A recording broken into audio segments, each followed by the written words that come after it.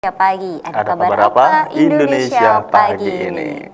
Dan tentunya masih ditemani bersama saya Muhammad Andriansa dan Dan juga rekan. saya Yuni Naya, Ya, dan tentunya di segmen kali ini kita tidak hanya spesial, berdua ya. iya, Ya, kita spesial juga ya. spesial. Dan kita akan hadiran narasumber ini secara virtual langsung melalui virtual Zoom. Zoom, Dimana untuk langsung saja ya kita iya. sapa. Assalamualaikum Assalamualaikum Ibu Vera. Ibu Waalaikumsalam. Vera. Waalaikumsalam warahmatullah, Mas Andri dan Mbak Iin. Iya, Sehat Iya, baik. jadi semuanya. Ibu Vera ini ya pemirsa sebagai Ketua Gabungan Organisasi Wanita Kabupaten Bekasi. Betul ya Bu ya? Gabungan Betul. organisasi wanita. Baik, dan tentunya pada momen edisi kali ini kita akan membahas tentang hari lahir Pancasila. Karena kebetulan besok 1 Juni bertepatan dengan hari lahirnya Pancasila. Tapi kita mau menyapa dulu dong sama ibunya. Ibu, bagaimana kabarnya hari ini nih Bu?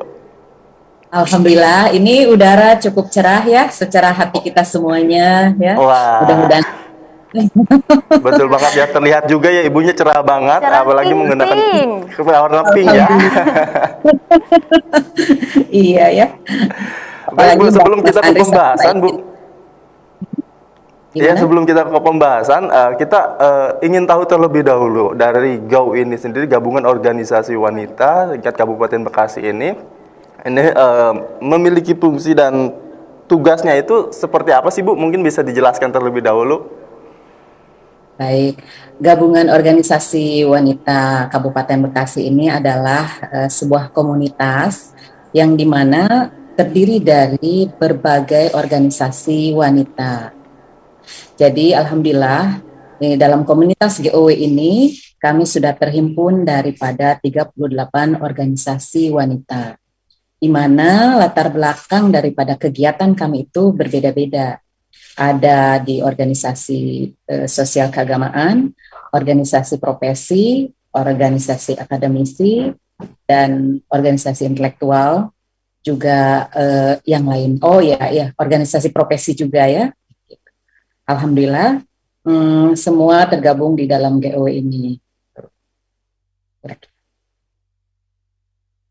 Bisa dengar suara kami? Gimana? Gabungan organisasi wanita ini berarti bisa masuk segala aspek ya, mulai dari tadi ya, yang seperti Ibu katakan tadi ya. Betul, ya betul. Jadi kami ini kan seperti ada organisasi profesi.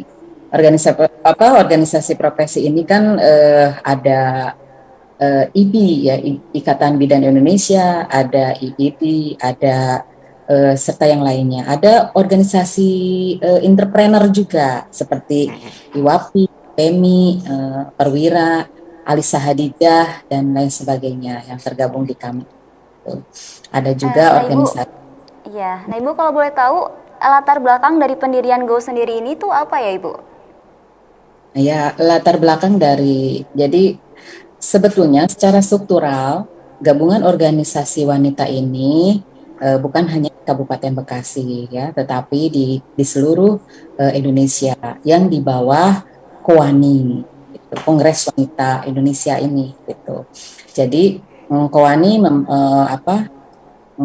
struktural di provinsi itu ada BKOW dan di masing-masing kota dan kabupaten ini ada GOW gitu.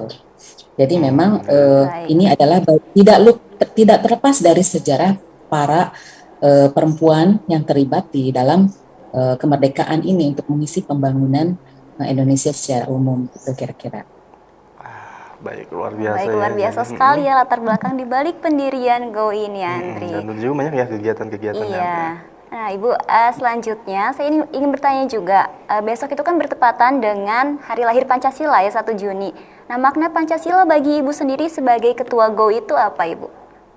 Nah, jadi kami Pancasila ini kan terkait dengan dua momen besar ya. Pertama 1 Juni ini di hari esok ini adalah hari lahirnya Pancasila. Dan 1 Oktober ini hari kesaktian Pancasila. Nah kami itu mengapresiasi Pancasila ini adalah sebagai ideologi tentunya, sebagai warga negara Indonesia yang berkedaulatan NKRI ini. Nah, oleh karena itu, semua perilaku dan keseharian kami tentunya tidak terlepas daripada keterkaitan kami dengan Pancasila, ya. Di antaranya sila-sila ini kan ada ketuhanan yang Maha Esa, di mana di dalam organisasi GOW ini bukan hanya organisasi keagamaan Muslim saja, tetapi seluruh keagamaan, seluruh komunitas keagamaan ada di dalamnya, seperti Katolik, Protestan, Hindu, Buddha juga alhamdulillah sudah tergabung di dalam GOW ini, sehingga pemikiran-pemikiran keagamaan yang ada di dalam gabungan organisasi wanita ini tidak terlepas dari ruh Pancasila. Selanjutnya kedua tentunya sila pertama ketuhanan Yang Esa, kedua kemanusiaan yang adil dan beradab. Nah, kiprah kami sebagai gabungan organisasi wanita pada saat ini memang concern terhadap kegiatan-kegiatan sosial kemasyarakatan. Artinya kami sangat mengkritisi ketika terjadinya tindak pidana kekerasan di dalam rumah tangga, KDRT, itu juga kami ada advokasinya, di mana kami juga melihat fenomena atau indikasi daripada ketika ada terjadinya bencana dan lain sebagainya, insya Allah kami juga ikut terlibat di dalamnya. Dan tentunya kalau misalnya Persatuan Indonesia, itu yang paling terdepan ya, di mana kami semua mengkritisi persoalan-persoalan daerah kami yang ada pada saat ini. Dan kerakyatan yang dipimpin coba sila keempat ini ya, kerakyatan yang dipimpin oleh hikmah kebijaksanaan dalam permusyawaratan. Nah, ini tentunya semua kegiatan yang kami lakukan tentunya mengedepankan musyawarah untuk kita implementasikan di dalam sebuah kegiatan yang real di lapangan, itu tidak luput daripada musyawarah untuk mufakat tentunya. Dan terakhir, keadilan sosial bagi seluruh rakyat Indonesia. Ini terkait dengan tadi sila kedua, artinya bagaimana keterlibatan GOW terhadap masyarakat Kabupaten Bekasi yang tentunya adalah sebagian besar warga Bekasi ini adalah perempuan. Kita akan mengedepankan persoalan-persoalan kesetaraan bagaimana perempuan sesuai dengan kemampuannya mempunyai fasilitas yang bisa didorong atau disupport oleh pemerintah daerah. Wah, jadi memang banyak ya arti dan maknanya itu sendiri ya. Memang seperti kita ketahuiin bahwasannya hari lahirnya Pancasila ini bertepatan dengan 1 Juni ya 1945. Memang seperti yang kita ketahui pada dahulunya ya. Ini terjadi memang dimintai untuk perumusan untuk sebagai dasar negara atau dari Presiden Soekarno sendiri ya yang merumuskan langsung ya secara aklamasi, dan akhirnya tercetuslah ini hari lahirnya Pancasila pada 1 Juni ini. Dan memang seperti yang kita ketahui juga banyak sekali nih proses-prosesnya, mulai dari sidang BPUPKI atau yang dikenal dalam bahasa Jepangnya itu Dokuritsu Junbi Chosaka ya. Jadi seperti itu. Nah, ini kan tadi Ibu Jen sudah jelas sekali ya bagaimana cara memaknai dari hari lahirnya Pancasila, dan juga mungkin tadi dikatakan juga ini sekaligus diterapkan juga langsung kepada masyarakat juga ya Bu ya. Nah, mungkin berikutnya Bu, selain itu Bu, ini ajakan mungkin kepada para generasi milenial yang sekarang ya, yang harus kembali diingatkan kembali tentang Pancasila. Dari makna tersebut tadi Ibu sudah jelaskan, dan mungkin Ibu ingin disampaikan kepada generasi milenial atau pemirsa di rumah seperti apa sih menerapkan arti Pancasila dalam kesehariannya, gitu Bu. Baik, Mas Andri. Jadi kita memaknai Pancasila ini tanpa usaha, sengaja dan sungguh-sungguh serta konsisten ya, untuk melakukan pemberdayaan Pancasila ini di segala ranah kehidupan dan pembangunan, maka akan tidak mungkin ini sesuatu yang terjadi ini adalah Pancasila ini adalah sebagai wacana yang dianggap tidak penting gitu. Sebetulnya kami berpesan sebagai seorang ibu tentunya kepada anak-anak sekalian, para milenial gitu ya, Artinya segala sesuatu yang sudah ada dalam nilai di dalam Pancasila ini, marilah kita sama-sama cerna, kita sama-sama amati, kita sama-sama renungkan bahwa ternyata Pancasila ini punya makna dan arti yang sangat dalam ya, sebagai falsafah hidup, sebagai ideologi.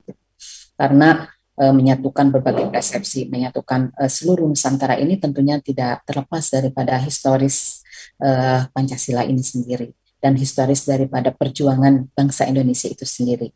Oleh karena itu, ideologi Pancasila ini yang tepat sekali untuk kita implementasikan di dalam kehidupan sehari-hari seperti itu ya.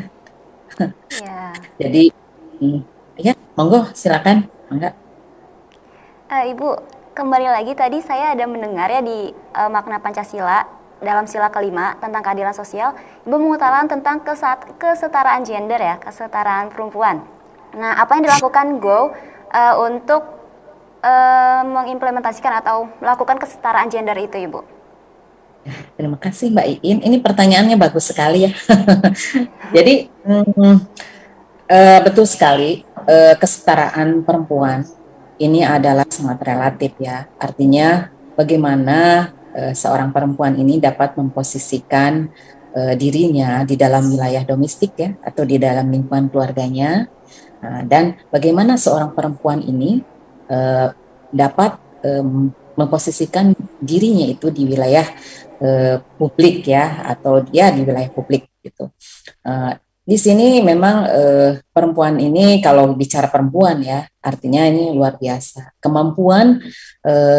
Kemampuannya melebihi, bisa dikatakan melebihi ya laki-laki ya. Artinya sekecil apapun persoalan di wilayah domestik ini, di rumah ini, semua kan yang mengatur ini yang kita ya sebagai perempuan. Artinya ketika seorang perempuan mampu memimpin atau di dalam wilayah publik gitu, dan mampu bagaimana dia mengayomi di dalam lingkungan keluarganya, itu adalah sesuatu yang luar biasa.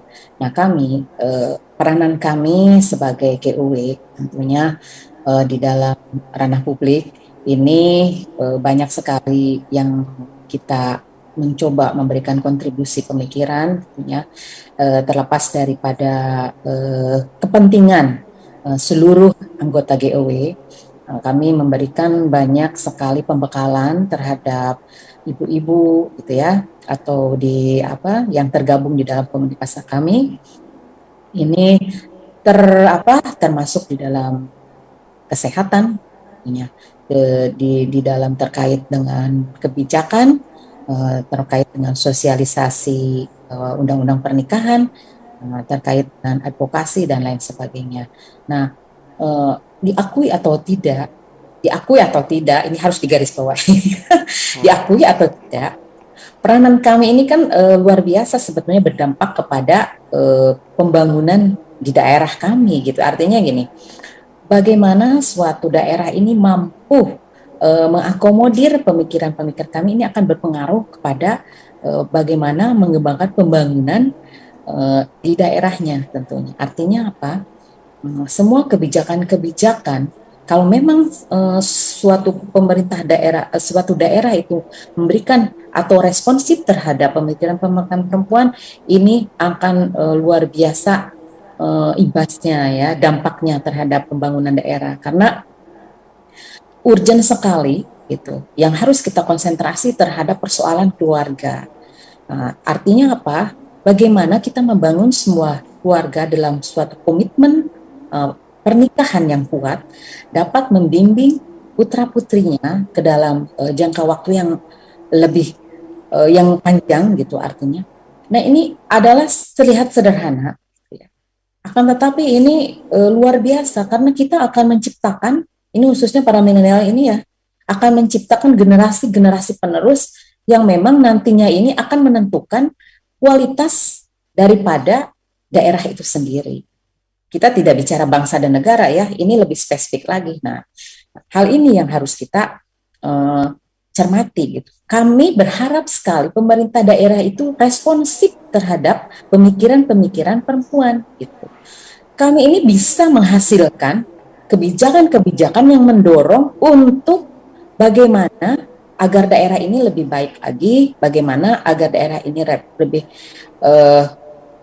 kedepannya ini akan lebih peka lah, kritis gitu, sehingga apa yang dihasilkan oleh pemikiran kami ini ya kami berharap akan diterima itu gitu. Diajak bicaralah kami para perempuan gitu, karena yang paling mengerti posisi keluarga, lingkungan itu adalah perempuan. Ini jangan dianggap remeh perempuan ini, begitu. Gitu ya. Karena di dalam keluarga juga yang paling mengerti anak itu kan ibu, betul nggak, Mas Andri? Ya, itu. Ya, baik Ibu Vera, karena waktu kita terbatas juga tentunya di pagi hari ini, mungkin nanti kita bisa sharing dan sambil ngobrol lagi ya di kesempatan ya ini ya. Ibu untuk hari ini terima kasih banyak tentunya atas kesempatan waktunya. Mungkin next time kita akan lebih panjang lagi khusus dialog ya buat Bu Vera nanti ya Bu ya. Asik ya dialog dengan Ibu Vera ini. Terima kasih ya Ibu, terima kasih dan tetap sehat, salam sehat selalu ya Bu ya. Iya baik, tadi itu dia tadi ya obrolan kita bersama. Dan Ibu Vera, Ketua Gabungan Organisasi Wanita Kabupaten Bekasi. Ya, baik, dan tentunya kita juga masih memiliki informasi lainnya, tapi kita harus jeda terlebih dahulu. Dan pemirsa jangan kemana-mana, tetaplah bersama kami di Indonesia Pagi.